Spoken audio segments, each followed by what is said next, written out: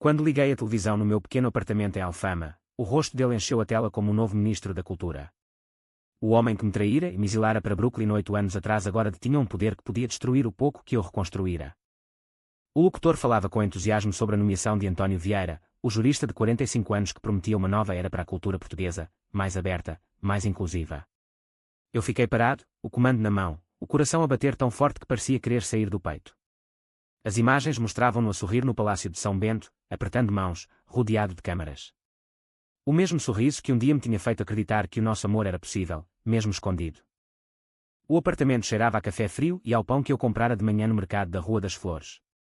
Fora de Brooklyn há apenas 2 semanas, ainda sentia o corpo ajustado ao fuso horário, aos sons diferentes. Em Nova York eu vivia num estúdio apertado no Bushwick, escrevendo até o amanhecer sob o pseudónimo P. Val. Os meus livros, histórias de homens que carregavam segredos pesados como pedras, vendiam o suficiente para eu não precisar de mostrar a cara. Era seguro. Era livre.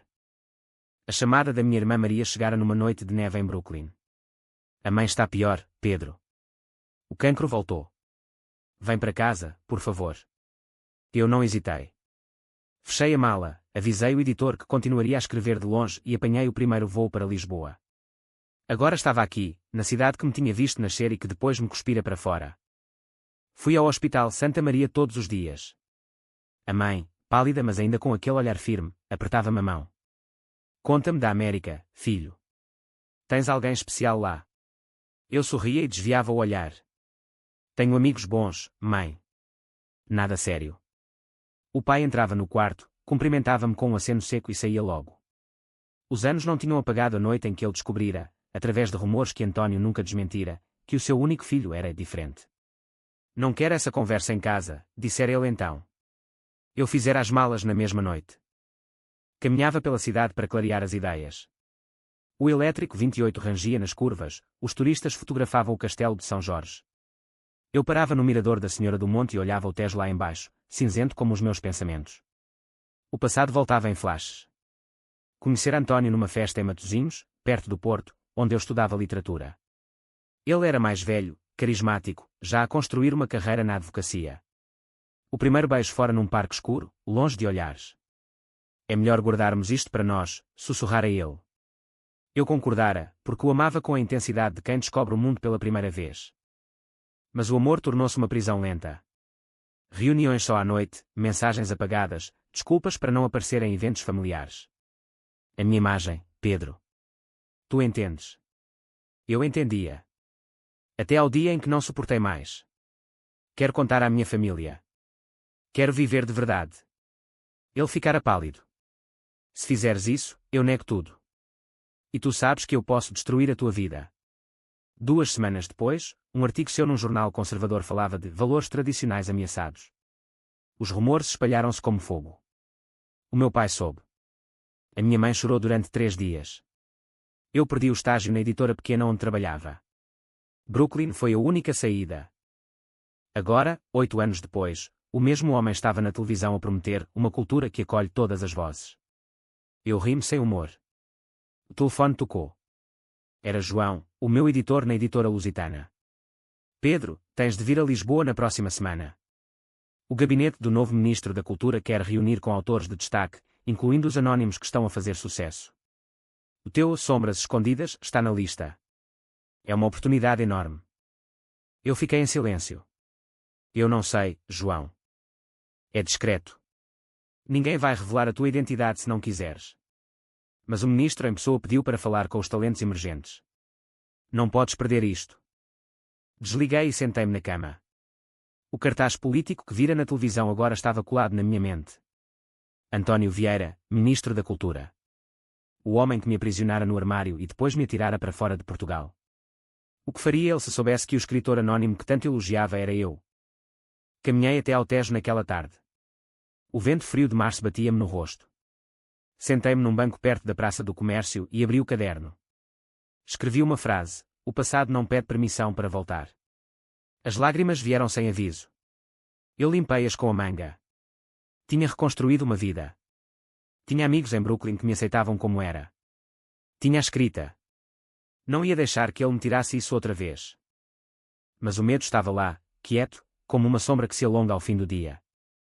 Na manhã da reunião eu escolhi uma camisa branca simples e calças de ganga escuras. Nada que chamasse atenção. O táxi deixou-me em frente a um edifício moderno no Parque das Nações.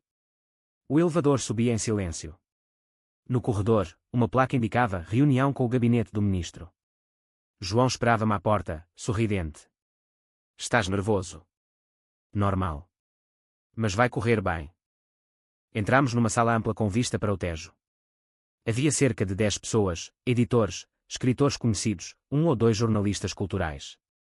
Eu sentei-me no fundo, tentando passar despercebido. O ar cheirava a café fresco e a papel novo. A porta abriu-se e ele entrou. António. Mais grisalho nas têmporas, mas o mesmo porte direito, o mesmo olhar que um dia me fizera sentir o centro do universo. Vestia um fato cinzento impecável, gravata azul. Sorriu para a sala toda. Bom dia a todos. É uma honra estar aqui com criadores que são a alma deste país. A voz era a mesma, grave, confiante. Os nossos olhos cruzaram-se por um segundo. Ele parou. O sorriso vacilou apenas um instante, mas eu vi. Reconheceu-me. O meu coração acelerou tanto que pensei que todos ouviam. Ele continuou a falar, apresentou o programa Vozes Livres, falou de apoio a autores independentes, de visibilidade para histórias que antes eram silenciadas. Eu não ouvia as palavras. Só via as mãos dele, as mesmas que me tinham tocado com ternura e depois me tinham empurrado para longe. Quando a reunião terminou, João puxou-me para o lado. O ministro quer falar contigo em privado. Disse que leu o teu livro e quer conhecer o autor por trás do pseudónimo. Eu tentei recusar, mas João insistiu. É importante, Pedro. Fiquei sozinho na sala. António entrou, fechou a porta. O silêncio era pesado. Pedro. A voz saiu baixa. Não sabia que eras tu. Eu levantei-me. E se soubesses, terias cancelado a reunião. Ele aproximou-se, mas parou a 2 metros. 8 anos. Mudaste. Estás bem. Estou vivo. Isso já é muito. Ele passou a mão pelo cabelo. Eu não esperava que voltasses. Depois de tudo. Depois de me teres traído. De me teres deixado sozinho com a família a olhar para mim como se eu fosse um monstro. As palavras saíram mais duras do que eu queria.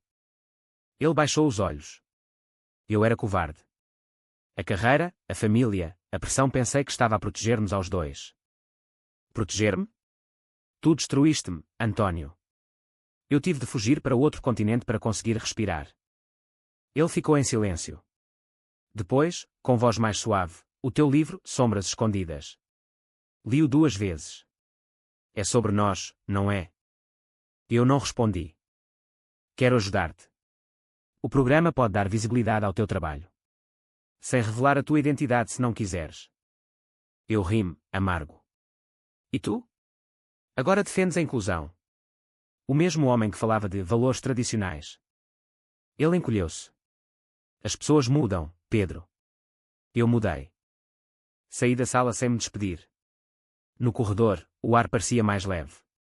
Mas o peito doía. Voltei para casa a pé, atravessando a Baixa, passando pela Rua Augusta cheia de gente. Parei num café, pedi um galão. O empregado sorriu-me. Eu pensei em como, em Brooklyn, eu frequentava um bar gay onde podia ser eu mesmo sem medo. Aqui, ainda olhava por cima do ombro. À noite, visitei a mãe. Ela estava mais animada. O teu pai disse que viste o novo ministro na televisão. Um homem bonito, não é? Eu forcei um sorriso. Sim, mãe. Maria puxou-me para o corredor. Tu estás estranho desde que voltaste. Há alguma coisa que eu deva saber? Eu abanei a cabeça. Só cansaço. Deitado na cama, abri o portátil. Escrevi até de madrugada.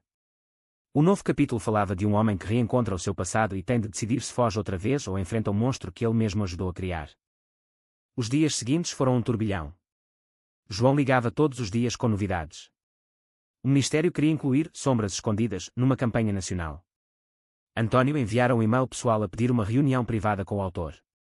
Eu recusava. Mas a pressão crescia. Encontrei-me com o meu amigo Miguel num bar discreto no Bairro Alto. Ele era o único que sabia toda a história. Então o cabrão é ministro agora. Que ironia do caralho. Miguel riu-se, mas os olhos estavam sérios. Tens de ter cuidado, Pedro. Ele tem poder. Mas tu também tens. Os teus livros tocam pessoas. Bebemos vinho verde e falamos até tarde. Miguel contou-me da sua vida, do namorado que conhecera numa aplicação, da família que aceitara aos poucos. Tu mereces o mesmo. Não deixes o passado roubar-te o futuro. A mãe teve alta do hospital. Fomos todos para casa em Sintra no fim de semana. O pai cozinhou bacalhau, a mãe sorria. Eu ajudei na cozinha, evitando perguntas. À noite, no quarto antigo, abri a gaveta e encontrei uma foto velha, eu e António num passeio secreto à Capela das Almas, no Porto. Rasguei-a ao meio e deitei fora. Na segunda-feira, cedi.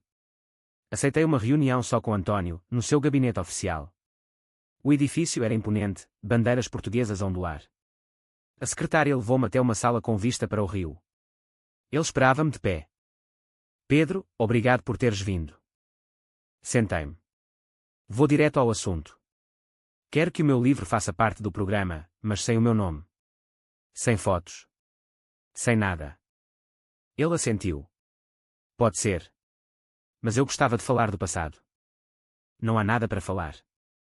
Ele sentou-se à minha frente. Eu saí do armário há 3 anos. Não publicamente, mas com a família, com amigos próximos. Perdi contratos, perdi aliados. Mas ganhei paz. Quero que saibas que lamento.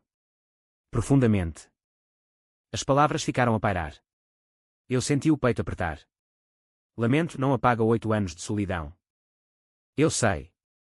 Mas talvez possamos trabalhar juntos. Não como antes. Como adultos. Saí dali confuso. O vento no terreiro do paço era forte. Liguei a Miguel. Ele disse que mudou. Miguel suspirou. E tu? Mudaste o suficiente para acreditar. A campanha avançou. O meu livro foi destacado em eventos culturais. Eu participava como representante do autor, sempre de boné e óculos escuros. António estava sempre presente, profissional, distante. Mas os olhares que trocávamos diziam outra coisa. Uma noite, depois de um debate no Centro Cultural de Belém, ele aproximou-se. Posso dar-te boleia? Eu recusei. Mas ele insistiu. Só para falar. Nada mais. Entramos no carro oficial. O motorista deixou-nos em frente ao meu prédio. Sube só um minuto, perguntou ele. Eu deixei. Dentro de casa, o silêncio era estranho. Ele olhou as estantes cheias de livros, o portátil aberto no capítulo novo. Escreves sobre nós ainda? Escrevo sobre mim. Sentámo-nos no sofá. Ele contou-me como a pressão política o tinha esmagado, como a família o ameaçara com deserdar, como ele escolhera a carreira porque não via outra saída. Tu eras a única coisa boa na minha vida. E eu destruía-a por medo. Eu ouvi. Pela primeira vez, sem interromper. Quando ele acabou, eu disse, eu também tinha medo. Mas escolhi fugir em vez de lutar. Em Brooklyn aprendi que a liberdade custa caro, mas vale a pena. Houve um momento em que as mãos se tocaram. Eu afastei-me. Não posso voltar ao que éramos. Não quero voltar. Quero começar de novo, se possível. Ele saiu. Eu fiquei acordado toda a noite. A família descobriu a campanha. O pai viu o meu livro na televisão. É teu, não é? Eu confirmei.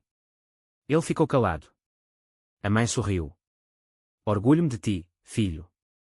Pela primeira vez em anos, senti que talvez houvesse espaço para a verdade toda. O clímax chegou no grande evento de lançamento no Mosteiro dos Jerónimos. Centenas de pessoas, imprensa, políticos. António ia anunciar os vencedores do prémio Vozes Livres. O meu livro estava nomeado. Eu estava nos bastidores, nervoso. Miguel estava ao meu lado. Se quiseres sair, eu cubro-te. Eu abanei a cabeça. Chega de esconder. Quando António subiu ao palco, chamou o autor de Sombras Escondidas. Eu avancei. As luzes cegaram-me. Ele olhou-me nos olhos. Pedro Almeida, o verdadeiro nome por trás do pseudónimo. O auditório aplaudiu. Depois do evento, no camarim, ele aproximou-se. Fizeste-o, estás livre. Eu sorri, cansado. Ainda não. Mas estou no caminho. Houve uma discussão acesa. Ele pediu uma segunda oportunidade. Eu disse que precisava de tempo. Saí sozinho para a noite de Lisboa, No dia seguinte, a mãe perguntou-me diretamente: aquele ministro foi ele, não foi? Eu assenti. Ela abraçou-me. O amor é complicado, filho. Mas tu mereces ser feliz. O pai não disse nada, mas não saiu da sala. Era um começo. Meses depois, o outono chegou a Lisboa. Eu tinha mudado de apartamento, um espaço maior em Campo de Ourique. O novo livro estava quase pronto.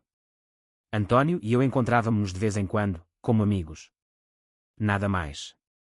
Ele respeitava o meu espaço. Eu respeitava o dele. Uma tarde, no Porto, levei a família a passear junto ao Rio Douro.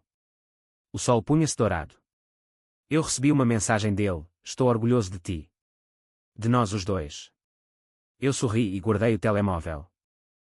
Miguel apresentou-me a um amigo artista, Lucas, de olhos gentis e riso fácil. Não era paixão imediata, mas era leve, honesto. Caminhávamos juntos pela ribeira, falávamos de arte, de sonhos. Pela primeira vez, eu sentia que podia amar sem medo. António continuou o seu trabalho no Ministério, defendendo causas que antes evitava. Nós nunca voltámos a ser o que fomos, mas encontramos uma paz estranha. Uma noite, no Miradouro, olhei a cidade iluminada. O passado não desaparecera, mas já não me prendia. Eu era livre. É verdadeiro ou falso que o amor verdadeiro exige perdão total, mesmo após a traição mais profunda?